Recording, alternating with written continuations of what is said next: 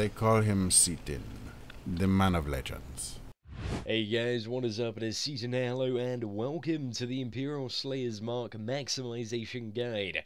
So in this video guide, we're going to be talking about how you can maximize the amount of Imperial Slayer's Marks you gain each week.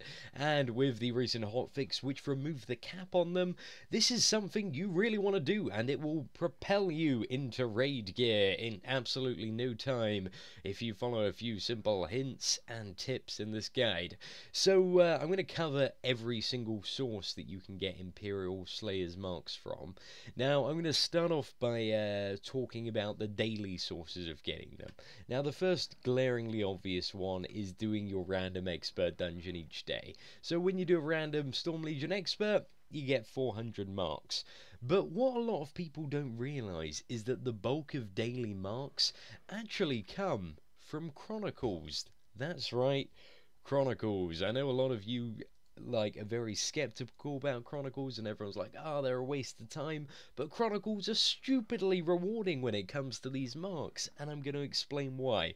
So for each of the Chronicles, all 7 of the Storm Legion ones are Hero Rises, Hive Kazgafu, Infernal Dawn, Planebreaker Bastion, Aftermath, Intrepid GSB, Intrepid River of Souls, Intrepid Hammermill.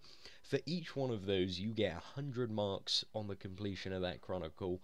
So that is 700 marks that you can get each day extra just by completing every Chronicle. Okay?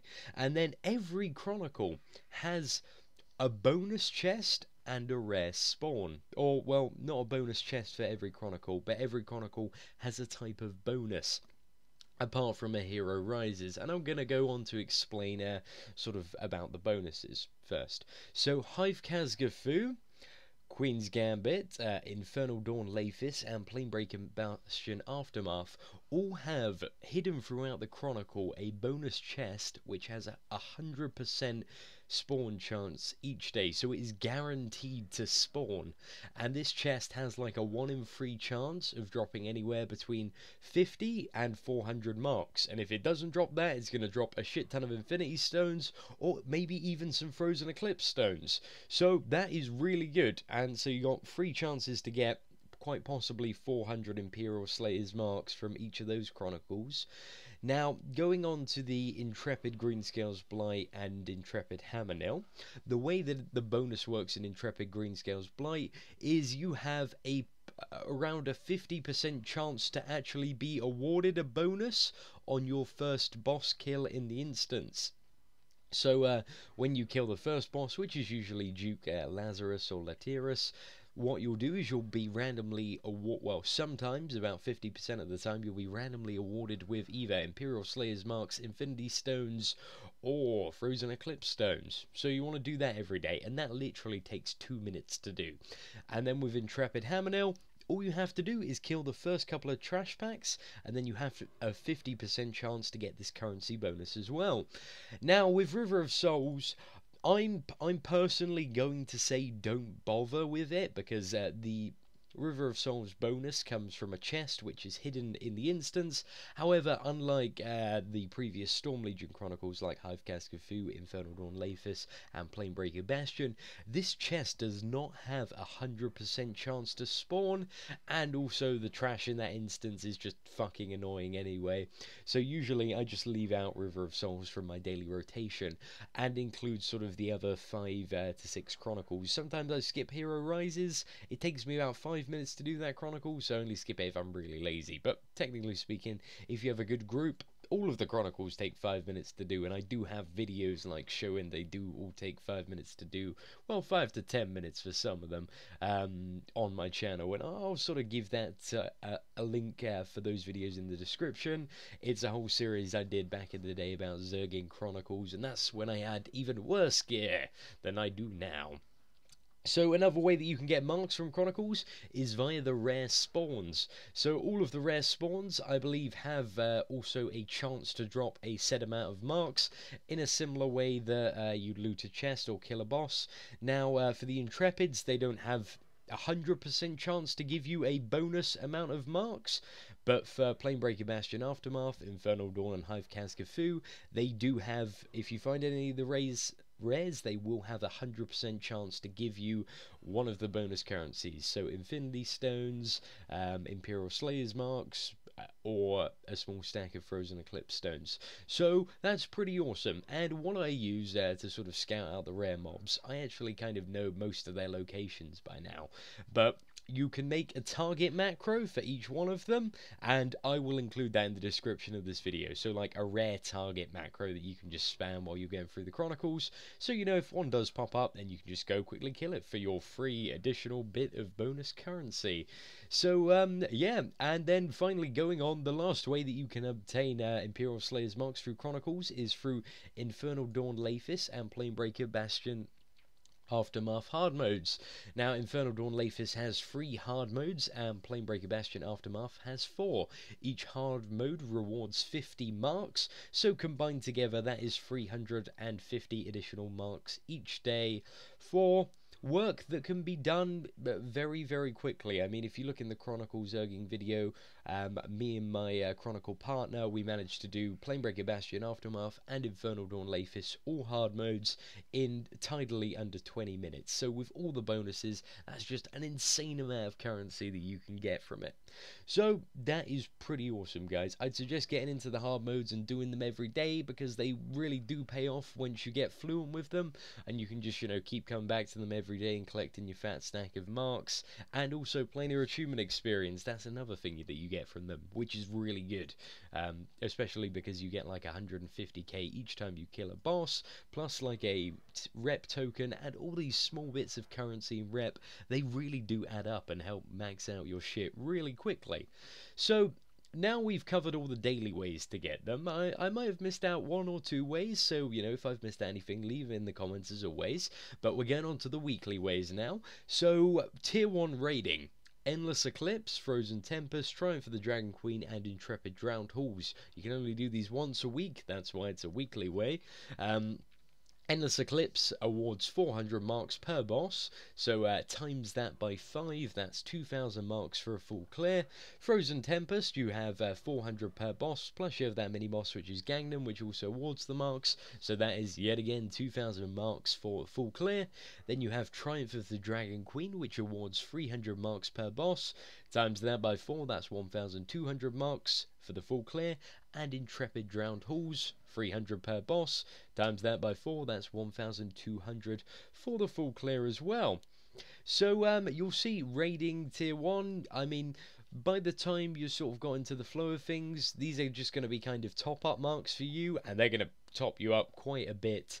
But yeah, they're very, very good and straightforward. Now, sort of what I'm looking for now is the Raid Weekly quest. Ah, there it is. So, adding to these sort of marks that you can get from killing Tier 1 bosses, you can also pick up a weekly in Tempest Bay in sort of, I believe it is called the Hall of Heroes. Let me just hover over it on the map. It's this hall here, so kind of left of the Porticulum and run up the stairs. You can pick up 2 weekly quests to kill the 3rd boss in either Triumph of the Dragon Queen or Intrepid Drowned Halls, and there is one to also to kill Artifix Zaviel in Frozen Tempest, or the Matriarch of Pestilence in Endless Eclipse. Both of those quests reward 400 Imperial Slayer's Marks and also 200 Frozen Eclipse Stones, so they are well worth doing each week because they give a real fat stack of currency. So you want to ensure before taking on those Tier 1 raids that you want to pick up those weekly quests and have them in store in your quest log. Now, the final way that I'm aware of to get Imperial Slayer's Marks weekly is to do the Dendrome World bosses. Now, like for example, Sembora, Akane the Eternal, and also the Kazra. So you'll notice the reward for these quests is 400 Infinity Stones and a Dendrome Raiders cache. Well, that cache actually has a chance to contain anywhere between, I believe it's about 300 to 450 Imperial Slayer's Marks. So you can open that chest, and then sort of combining all these dailies together, you're likely to get about 1,200 Imperial Slayer's Marks for doing all 3 of the world bosses. Now, the world bosses are something that are only done on a Wednesday. Not many people bother doing them any other day. So if you want to do these world bosses, it's either get up early on a Wednesday morning before work and log on and quickly do them, because there are so many groups going then. It's pretty damn crazy. Or when you get home from work, there's usually quite a few groups going before, you know, like people get invited to raids and stuff, so you can quickly pick up these quests and do them at those times. But apart from those 2 days, apart from those 2 opportunities on the Wednesday, not many other opportunities arise throughout the week. So make sure, if you're aiming to do these ones as well, that you get them done on the Wednesday, because also the Dendrome Raiders cache has a chance to drop some tier 1 loot as well, which can be very useful to yourself. I believe it's actually tier 1.5 loot, so it's kind of like a midway between tier 1 and tier 2, so that is pretty awesome. So the final thing I wanted to mention is that none of the numbers or calculations that I've said so far have factored in the patron token vial or the patron passive bonus that you get. So the patron passive bonus gives you 15% increased currency, and the patron vial, when you have it active, which it resets every day and lasts 2 hours, so pretty much you're gonna always have it active, or have it active at least 90% of the time while you're farming these marks. So combine those bonuses together, that's like a solid 55% increase on the marks that you can get. So if you add all of the marks up that you can get from all the various activities each day, so you got the 400 from Expert, you've got the 700 from just doing all the Chronicles alone, you've got the 350 from the hard modes, so those 2 numbers combined is 1,450. And then you've got like 6 chances to get, well, not 6 times 2, so you've got 12 chances at possibly getting 400 Imperial Slayers marks to add to that. So it's just a crazy, crazy amount of marks you can get each day if you know like all these tips and tricks where to go in the Chronicles. Now, I understand it's very hard me sort of verbally explaining this, so all of this is included in the 1 level 60 guide. I've got a big section on Imperial Slayers Marks Maximization, so if you want to see this written down and kind of get like a written idea and some bullet points of what I need to do in each Chronicle, then I have that on paper, and it will be a link in the description of this video, so you can check that out. But yeah guys, I'd suggest if you are starting out at level 60 and want to farm Imperial Slayers marks like a boss, then it's definitely worth shelling out a few bucks for patron status. Not only does it make your life easier, you get sort of the starter gear and get ready for raids faster, it also makes Rift a better game overall, because you're giving money to the developers, they're putting that back into the game, and everybody is getting a more awesome game. So it is a win-win situation for absolutely everyone. Thank you once again for watching the video, guys. I do appreciate your viewership. Feel free to, any questions, anything at all, leave a comment. I'll try to answer. Apart from that, if you enjoyed the video, feel free to like, subscribe, and tweet this.